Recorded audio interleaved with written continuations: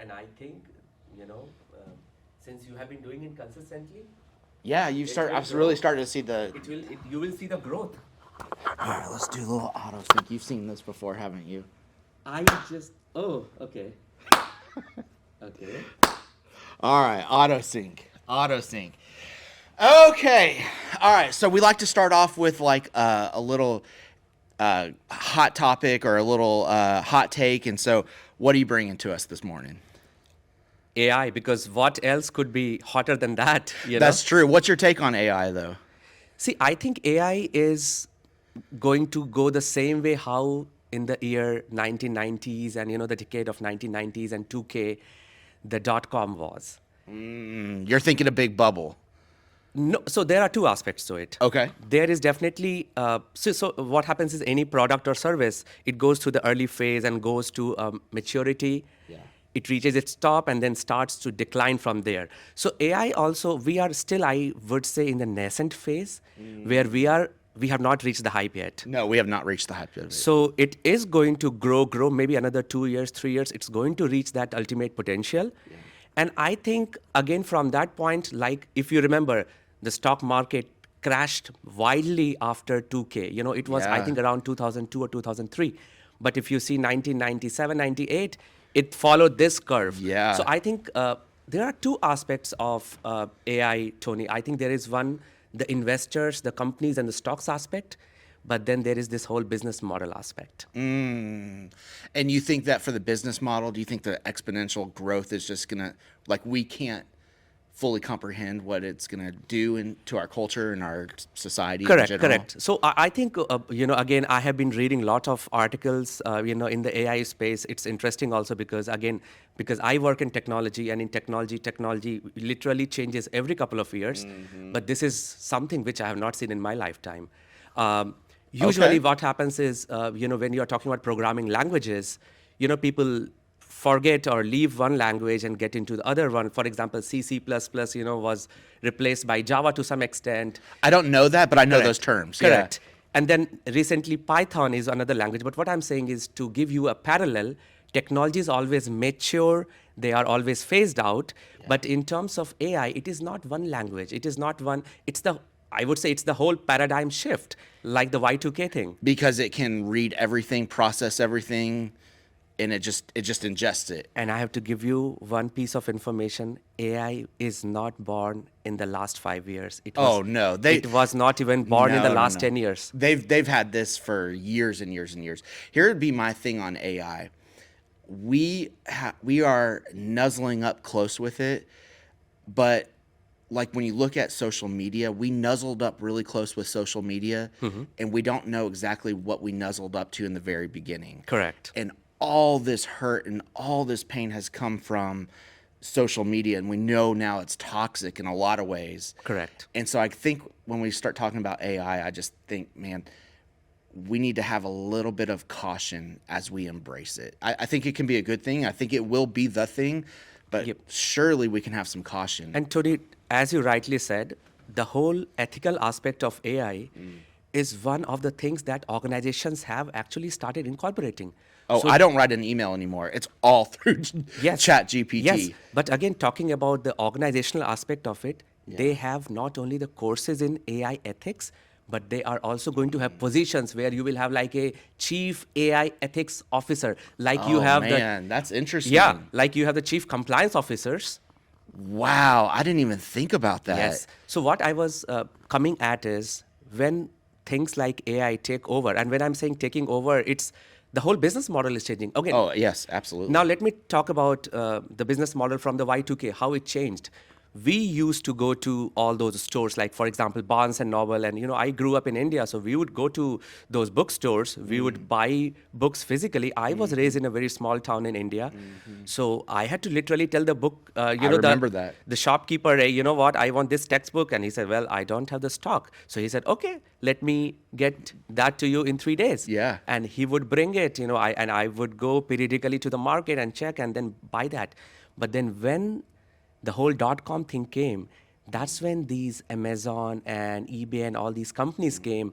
And you think about it, there are, again, two aspects. I'm again coming back to it. From brick and mortar It went to the whole www thing. So that was the whole paradigm shift. That's such good language. It went from brick and mortar, WW, now AI. Correct. So, but also what happened during that time is because of that hype, when the dot com came, thousands of companies, they popped up like mushrooms. And very few survived through the whole phase. For example, going from That's truth. 1990s to the 2000s, how many Amazons are here? Think about it. But what also happened is when those companies came in, they improved their valuation, they got so much of money, and then they crashed. So people lost their money also. So what I'm saying, there are two aspects. But even though they lost the money, some companies survived like Amazon, some did not. Now you are not going back to those those stores anymore. Yeah. People want to, and I think they're very charming when you do have brick and mortars, but it's a one-off that it's a sustainable business model. Those would be like the comic book shops, Yeah, They will be yeah. like novelty. So what I'm saying is AI also probably will follow the same path. They always say the past is an indicator of the future. Okay. So in this hype, not only hundreds, thousands of AI companies and startups will come. They will get all the VC money. They will get all the They funding. will get all that money. You are going to put, for example, money on them. They are going to go up, but only few of them will survive, truly. Yeah. But in the process, Yeah. because you have started using ChatGPT, people are using Perplexity, Perplexity. Gemini, and all that. Do Once- you use it? I use ChatGPT to a very, I would say, minimal thing. But again, I have seen the productivity. Yeah. And let me tell you one secret. Okay. Give me the secret on AI. Universities, the professors at universities are using AI in an ethical way To write their curriculum? research papers. And To write research papers. research papers which are peer reviewed and published in journals.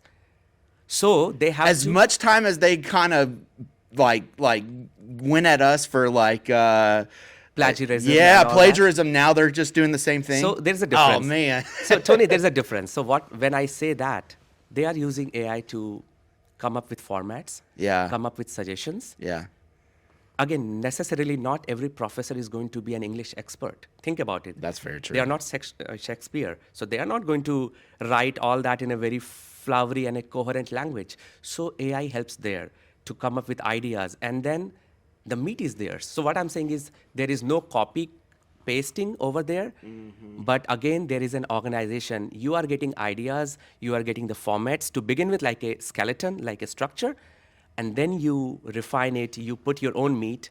But do you think that in the rise of AI, the human voice, the human experience, that discernment, all the things that I would think God has fashioned us, people will crave that? Because do you think AI can replicate that?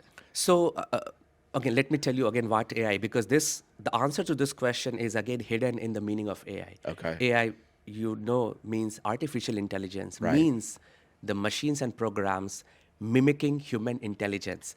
And when I say mimicking human intelligence, it is not only the processing of data, but also emotions, reasoning, and all the articulation. And when you give a prompt, for example, to ChatGPT, Right. and it gives you a result, you'll say, oh, that's only 70% correct or suitable for me. But what happens is when you feed it more data, Yeah. from 70%, next year it will become 90%. It might not be 100%, but it will tend to become 100% in the years to come. So what I'm saying is, have you heard about China having a whole 100% robots run hospital? I've heard inklings of it. I haven't heard that. Is that what's going on? Yeah. So China has actually, I read it in, in an article that they have come up with 100% robots run hospital, no human involved. So think about it. You are going to the desk, you are doing the intake, and then you go through whole triage process, and even the doctor is an AI robot, and then you are just That's ushered out. interesting. I'm in a pastoral cohort with some people all around the country, and one of our churches on the West Coast, they are using AI for pastoral care, and it turns out that AI is better at giving counseling than pastors or in counselors, because they're not triggered. Like the humans, we can get triggered. You might say something that would about my father or some experience I had that would trigger me, but AI is not triggered by that. So, but I like, here's what I would really say is like, AI will never be able to replace one individual going to the hospital to show care for another individual. Like whatever that experience, whatever we name that experience, AI can never do that, in my opinion. Yeah. And I beg to differ from you Okay. in the sense, again, it's a question of maturing of model. Okay. If I take a prototype and, for example, say, hey, you see, there is no emotions. Yeah, as of now, that is the case. Yeah. But what I'm seeing is that is where the training of the model comes into picture. You train it Okay. so enough that it almost mimics. So I'll tell you an example. There is a company, I think the name of the company is Energy AI or something. I saw, and it was not a short that was like a fake or something. It was a Business Insider, verified page short, Yeah. where a company CEO from China, Okay. he was fighting his own humanoid robot, and the humanoid robot, and I will show you, offline that clip, is performing karate, and he was I blowing. think I saw something about that. And Yeah. he was blowing kicks on his own CEO. And Yeah. of course, and then the CEO's interview came and said, if I didn't have all this protective gear, Yeah. I would be hurt seriously. And that's an AI-powered robot. So the difference between a normal robot or a normal program and AI is there is learning involved. There is learning involved. Learning means you are training it. See, it's like, see, I have a daughter, right? Yeah. I'll give an example of how AI works. I have a daughter.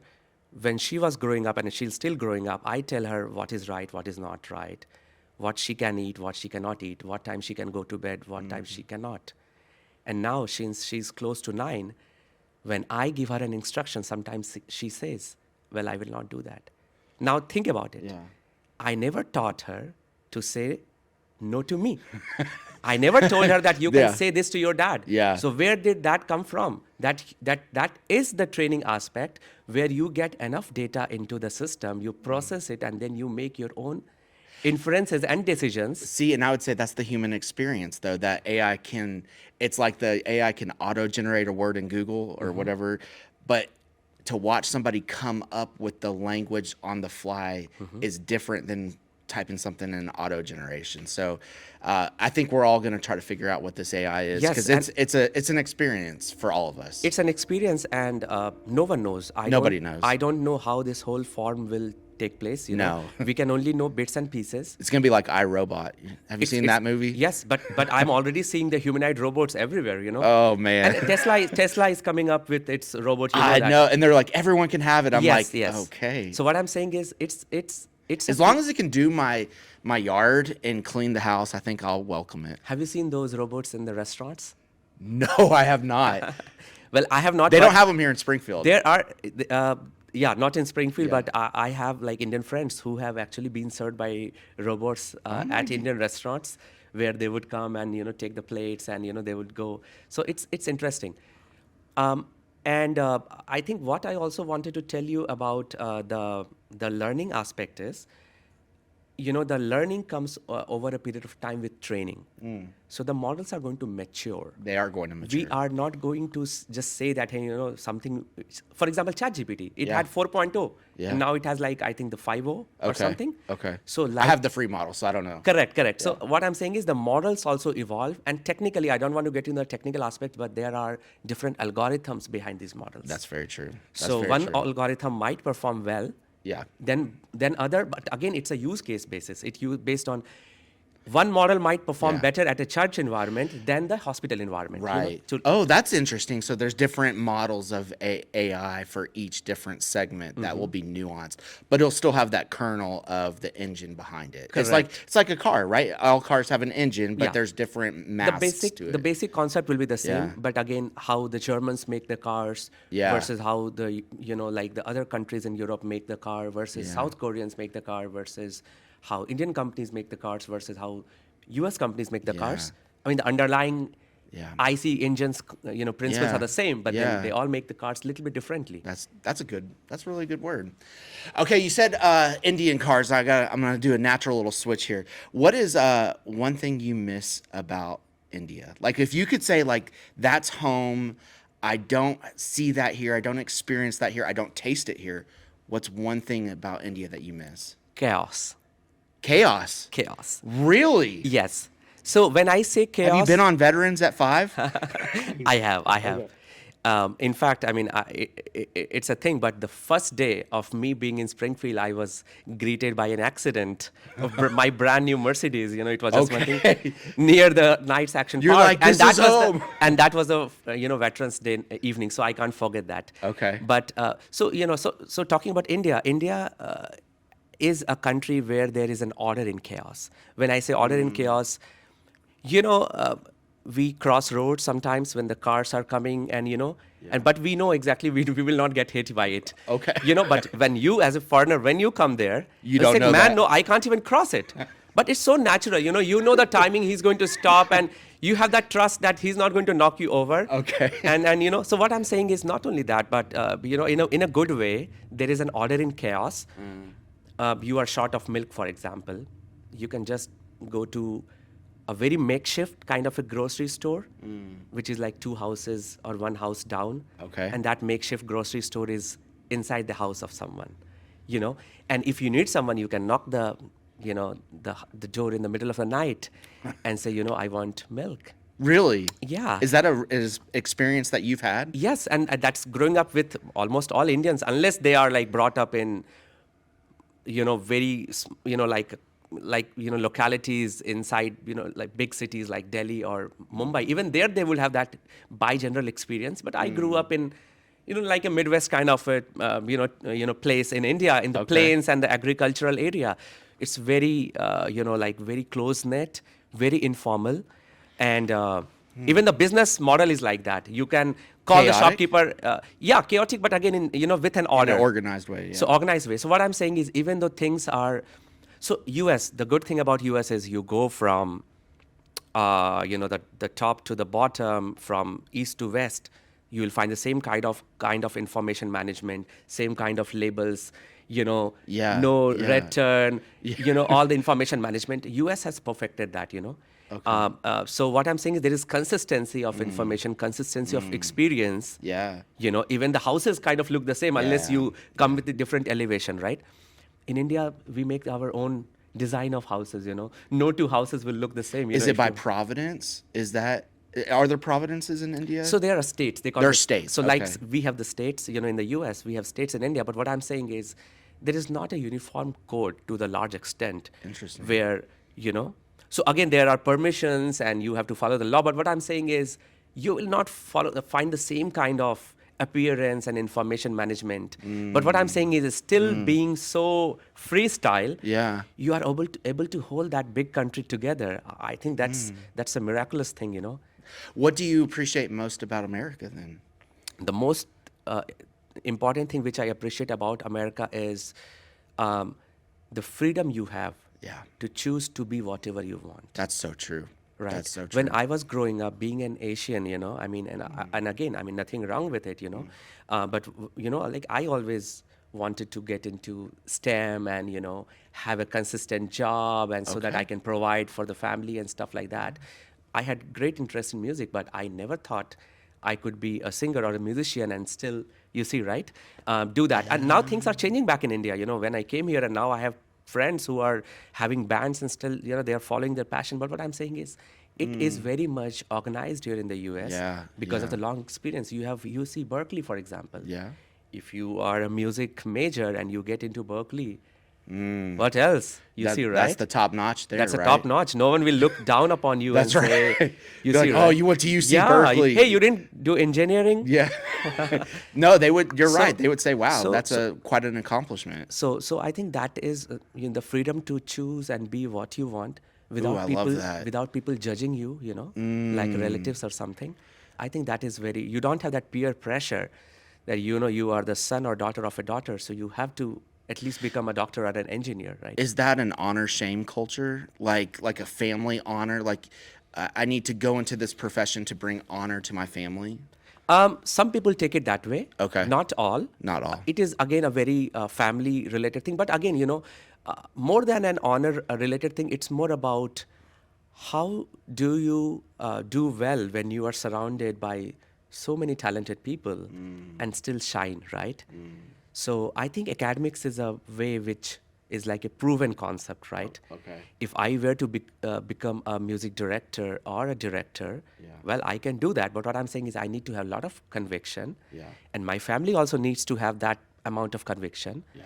Else, we will have conflict. I'm going to have conflict with my mom, dad, and saying, hey, you're not buying my dream, but I'm not buying your dream, you see, right? Yeah. So what I'm saying is, again, together that has to be accepted, and that culture, I've seen that in the US, Interesting. and that has again started changing back in India in the last couple of decades, I would say. Yeah.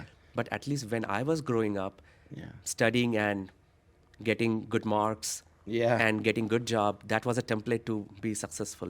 Unless you were from a very rich or a business background, Yeah. where you could just go and take that. It's probably as the global market, like the globalization of the world, it has allowed for probably other cultures can see other cultures and kind of take and pick from there. And And a lot has changed after the the internet culture, because now Yeah. people in any part of the world, they can see the shorts and videos from other parts Yeah, of the world. yeah.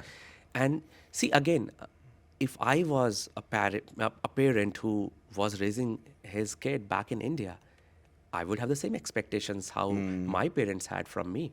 high marks in the STEM. Yeah, because Yeah. because that is my normal. Yeah. I'm not exposed. Do you encourage your daughter to go into the arts? So again, I am someone like a bridge Okay. between these two generations. Okay. My dad's generation, and I'm like a first generation in the US. Yeah. So I'll be honest with you, I still have some stubbornness on my part. You No, see, right? you? No way. No way. Yeah. So I understand, if my kid is coming from where, there, of course I will give that liberty. Yeah. But I'll be honest with you, I still have those values in me, to a good extent, which Yeah. will probably take some more amount of conditioning Yeah. and loosening up. Yeah. Just because I'm on camera, I cannot say that, I'm like a very cool dad, and you see. Oh, you're I'll a be cool saying- dad. You're a cool dad. Thank you for saying that. But I've seen your videos. You're a cool dad. Thank you, Tony. But yeah, I think that is the one which I really appreciate about US. And there is one more thing. US always has been the land of opportunities. And, I don't want to name countries, but there are countries in the world, there are very, lots of Oh, absolutely. like a procedural hindrances you will have Yeah. when you, for example, want to start a business. Yeah. In the US, you have access to capital. If you have a great idea, you have conviction. That's right. Idea. You yes. can do that, and you can It choose can to flourish. fail. That's right. And you can choose to fail. That's so true. You That's fail in so one- true. You can. Yeah, it's the land of opportunity. Land of opportunities. Speaking of land, here in Springfield, I've been in Texas, Houston, Texas, and that was before maybe it really got international. It was always probably international. I was a little bit north of Houston. Then I was in Kentucky, and that's like not international at all. And then I've been here in Springfield, and one of the things I've noticed is there's a pretty large population of people from India. Why do you think that is? I've often wondered that. Yeah. So I would say there are two reasons. Okay. The first reason is, of course, being the state capital. Okay. A lot of employment comes from the state agencies, but then also Springfield has one of the best, and in terms of network, the widest hospital network. Okay. You have the Memorial, the Springfield Clinic, you see, right? So what I'm saying is lots of Indian doctors, work in these hospital systems and their spouses, and then the state agencies, whether they have the full-time state employees or the people who are providing the contracting services to the state. That is one way. But again, that is the first aspect where you are attracted and then you start working for one of them. That's right. But then there is a second aspect. What if your job becomes 100% remote? Are you still going to live in Springfield? Because now you can technically live anywhere in the US. Right, right. And I know friends, and families here in Springfield where they are fully remote, and they still haven't stepped out of Springfield. You will ask why? Because there Wow. are so many people who complain about the downtown not having enough spots for them, or not having those enough shopping outlets. They like the community over here. So I'll give my own example. Okay. Like I told you, when I came to the US in 2012, I straight away came to Florida, Tallahassee, again a state capital, because I was working for the state project. Okay. I lived there for 10 years. My daughter was born there. When I got married, I brought my wife there. And after living there for 10 years, 3.5 years ago, I came to Springfield. And you will not believe because again, my wife had no clue about Midwest. The only thing she asked me, Ashu, how is the weather over there? And I tell, that is of course going to be colder than Florida. You are A taking lot Florida as the colder. benchmark. So please, you cannot have weather as the benchmark, right? Yeah. And she said, okay, let's move to Springfield because now you have made up your mind. And it was a collective decision. Yeah. It was a Yeah. professional move. But because we always, we already had a house in Florida. So that, you know what, I'm going to live there for 1 or 2 years. And then I'm going to move back because there's no way I'm going to like a place. Right. And that to a cold place which has snow, better than Florida, right? So you kept your house for 2 years. It is there even now and it is rented. But what I'm saying is, Okay. she now doesn't want to go back. Really? She She l- would rather Springfield, Illinois than Florida. Yes. And that is the beauty of Springfield. It is not a hearsay. It is not something which I'm hearing from other friends. It's me. Yeah. Yeah. Again, I have to tell you this. When I moved to Springfield, within days, not even weeks, we were lifted like this by the community. That's beautiful. And I don't know if you That's will, beautiful. and I don't know if you will say that, hey, Ashu, you are outgoing probably or whatever. But the day I came to Springfield, the next day, I played tennis with the same guys. Okay. We play pickleball with, like AJ and Amol. They were playing at the Chatham Park. And I was looking at them from outside the net because I used to be a tennis player back in Okay. Florida. I represented Florida in nationals in 2019. What? Yeah, went to Oklahoma City, and again played at 5 or 6 sectionals. So I had this itching to play tennis, and now I'm transported. Oh, now you're all in pickleball. Yes, but I was when I came here in 2022, I was transported, from Florida, from the land of tennis, and now here I'm in Chatham, a small town, not knowing what to do, and I have no friends. How I'm going? I was looking at, I think AJ and Amol, and there were 2 more folks who were playing tennis back then. This was Naveen? probably, I don't know if it was Naveen or something. And I was looking at them from outside the fence. And then I think they had someone who was planning to go a little bit earlier. So they said, hey, do you want to play tennis with us? And I said, well, sure. But, I had booked a U-Haul pod and said, my tennis racket is in that U-Haul pod, which is going to come after 2 weeks. I don't have my racket. And so don't worry, we have extra racket. Just come and play. Sports is the great equalizer in this So the world. second day of my being here, Yeah. they let me play tennis with them. They added me to their WhatsApp group. And the same evening, because when I was playing tennis Yeah. with them, my wife with my daughter went to the playground and she met 2 Indian women who just approached her. And the same weekend, they invited us for a long drive trip to the Starved Rock Park. The Indian community is strong here. That is literally a very beautiful story. I also want to talk to you a little bit about you are the secretary of the Hindu temple here. Yes, yes. What does that mean? I wouldn't even know how to define that. So basically, there are, I think, organization-wise, the Hindu temple, which is again in Chatham. Okay. By the way, I have to tell you, the Hindu temple in Chatham is a huge and such a beautiful temple. Okay. I think probably, so in Hinduism, we have presiding deities, Okay. And so the presiding deity of the Hindu temple is goddess Mahalakshmi, and probably it's one of its kind in the whole of US. I'm talking about, not only Midwest. Okay. It's such a huge temple. So there are 2 aspects. There is a board, There's a Okay. board, Yeah. there is a board, and I then know about boards in religious so there is, institutions. so there is a board that oversees the whole, the functioning, and then there is the executive committee. I like to get my hands into Okay. stuff. Okay. So I am part of the executive committee. Okay. And being the secretary gives me that freedom to plan events, to execute them, and then I'm answerable to the board. But, I get that freedom to execute Yeah. stuff, not only to oversee, but to, make my hands dirty and make it happen. When you maybe think of like a story or a metaphor or an image of God, what would come to mind? Lord Shiva. Okay. And the reason is because my name literally means Lord Shiva. Ashutosh is a synonym of Lord Shiva. Really? Yes. Okay. And I have to tell you, it's funny, but my grandma had named me when I was not even born. Really? Yes.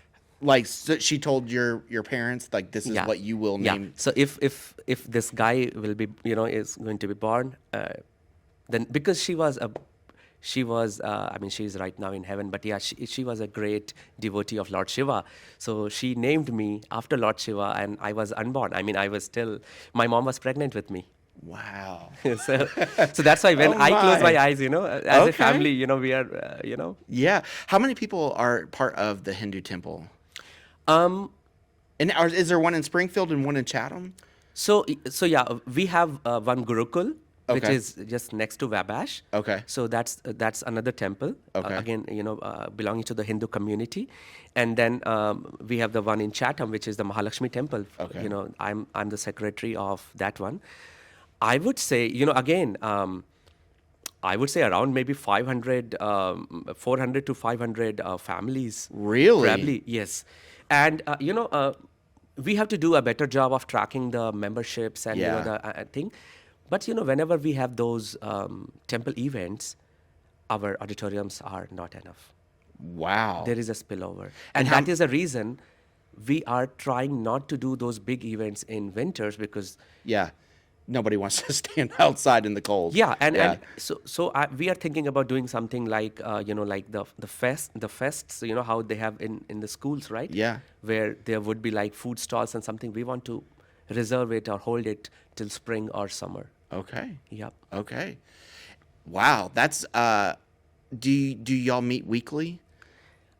So the EC, the executive committee, meets at least once a month. Actually, Okay. we are meeting on Sunday to plan for the next events. Okay. We are going to plan for the fest. That is also one of the agenda items.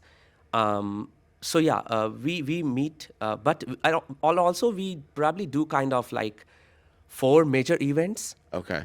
We try to do one major one every quarter. Okay. Yeah. And as a worship experience, do y'all meet weekly or is it So the worship experience again is very personal. Okay.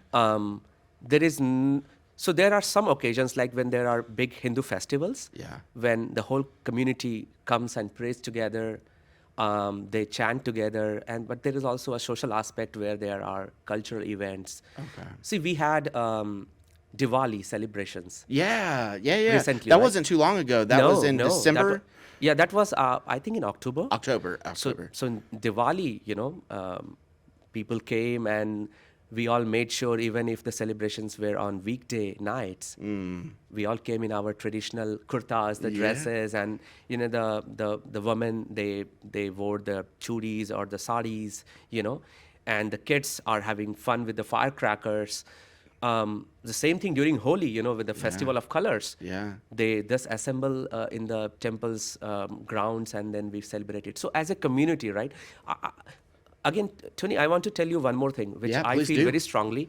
I feel myself as a very moderately religious person. Okay. So I'm not. Define moderate if you Yeah. could. So when I'm saying moderate is because I was, born and brought up with those values. Okay. I still believe in God. Okay. At least I believe, in terms of there is something which is superior than us, Yeah. who controls, for example.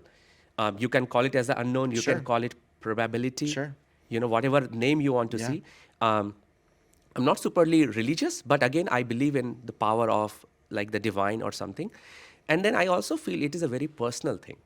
100%. Yeah. Very personal thing. Yeah. It is not a thing to be brought on the roads, for example, you know.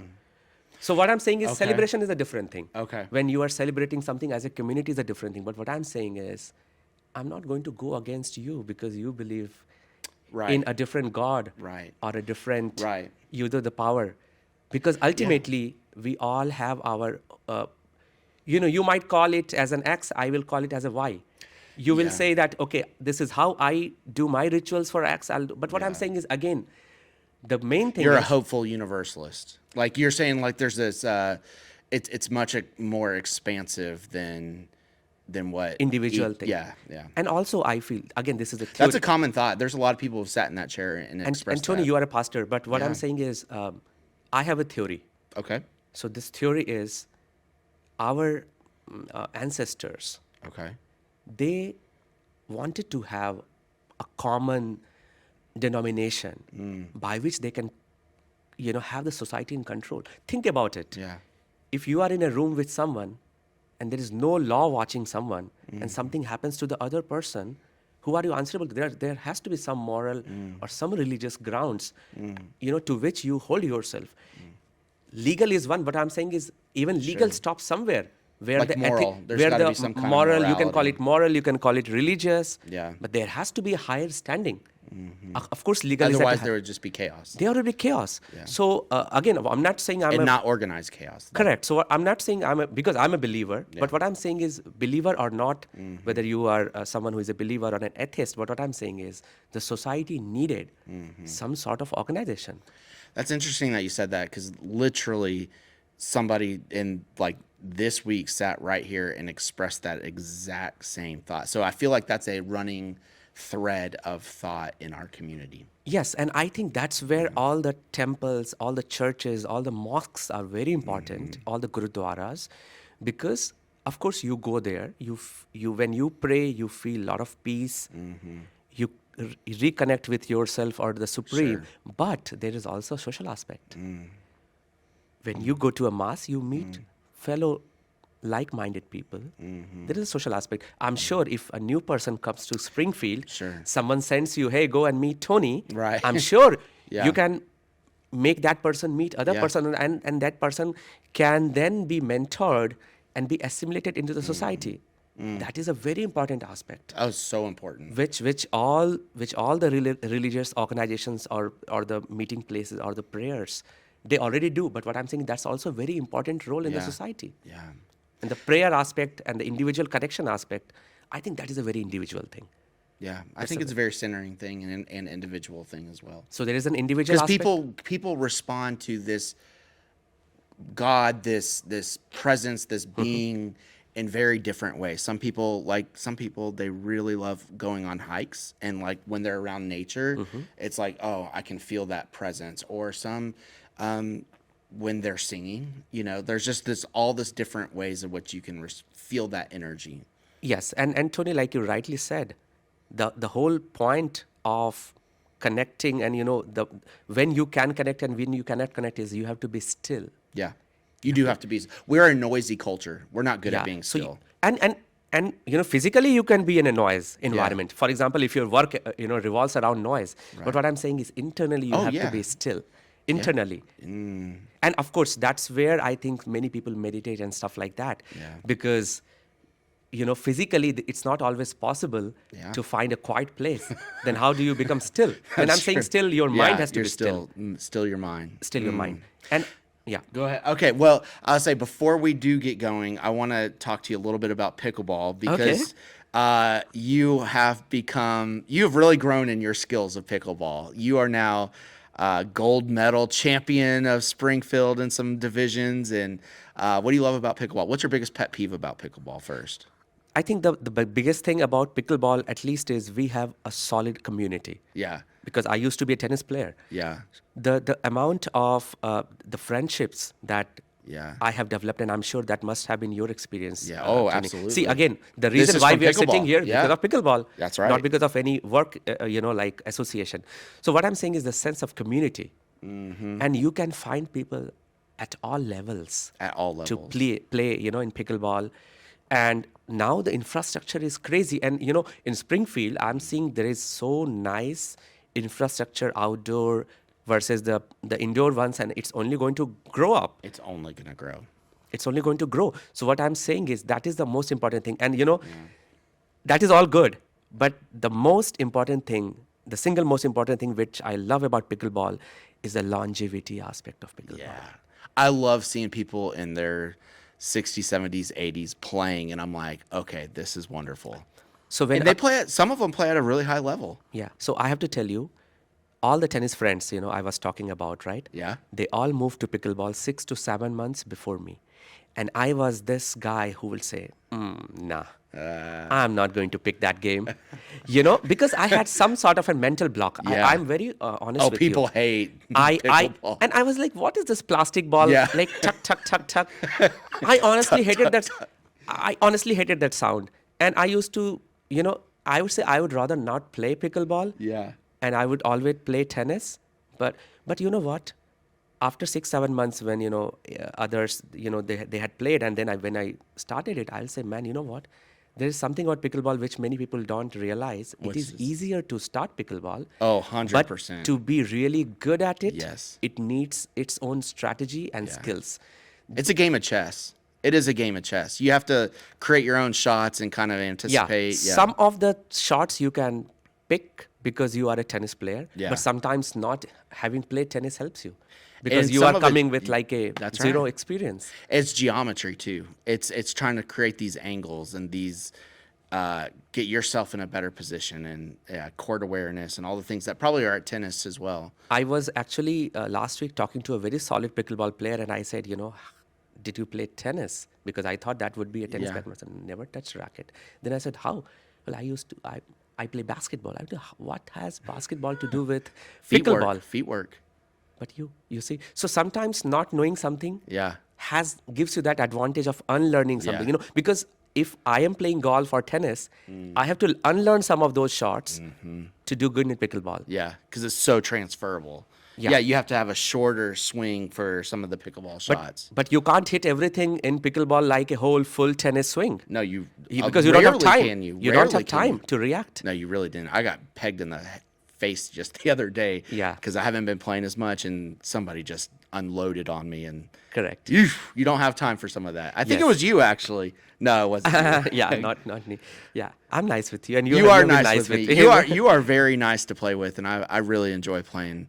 No, you are a solid player, Tony. So yeah, invite me sometime. Like, I 100% will, thanks. man. Thank you. Ashutosh, thank you for dropping by this afternoon. I really appreciate it. It was a man. pleasure talking to you, Tony. Thank you. How was it, bro? That was good, dude. Thank you. I liked it. I really liked it. Sorry. Thank you. No, thank you. That